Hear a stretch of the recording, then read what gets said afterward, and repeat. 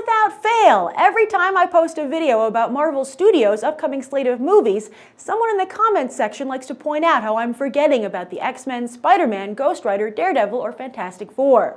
But remember, just because those films feature Marvel characters doesn't mean that Marvel Studios controls them.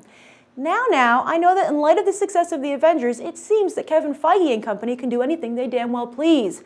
But the reality is that we only wish they could. Ghost Rider and Spider-Man are controlled by Sony, however the lion's share is controlled by Fox, Fantastic Four, Daredevil, and X-Men, including the upcoming The Wolverine. And Fox has done such a bad job handling these properties that it's actually led to them getting a pretty bad rep overall when it comes to the business of making blockbusters. So what do you do when everything has gone to hell in a comic book movie or television show?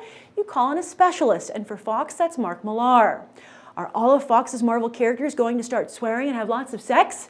If things get bad enough, maybe, but they're not that bad yet. So let's take a look at what Fox and Millar have planned.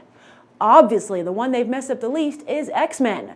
Bryan Singer is back in the fold with Days of Future Past, yet that cast is getting mighty crowded with both the First Class crew and Singer's original gang, plus new characters. Isn't this movie supposed to make the X-Men continuity less complicated? As for Wolverine, perhaps Fox shouldn't have handed creative control of the character over to Hugh Jackman, no matter how good he looks in the mutton chops. But hopefully Jackman will get things right with the Wolverine, which slices its way into theaters this summer.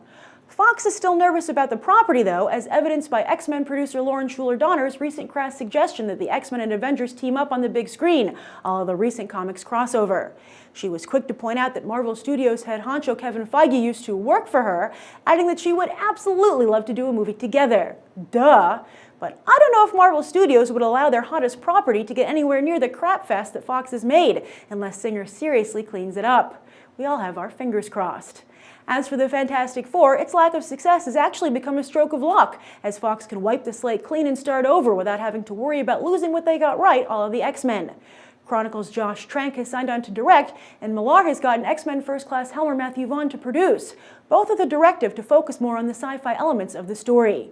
And yes, Fox is creating their own competing Marvel Cinematic Universe, so these Fantastic Four will exist in the same world as the X-Men. As for Daredevil, those rights reverted back to Marvel late last year because, after passing on director Joe Carnahan's 1970s-esque pitch, the studio decided there was no hope for the property and gave up. Wow! Smart move, or further evidence that Fox just doesn't know what it's doing with their Marvel properties. And do you think it's as stupid as I do for there to be two Marvel Cinematic Universes? Should they have a crossover, or should Marvel Studios not risk getting Fox's stink on them? Finally, is this ball of yarn just too tangled for even Mark Millar to unravel, or do you have faith? Write your thoughts down below.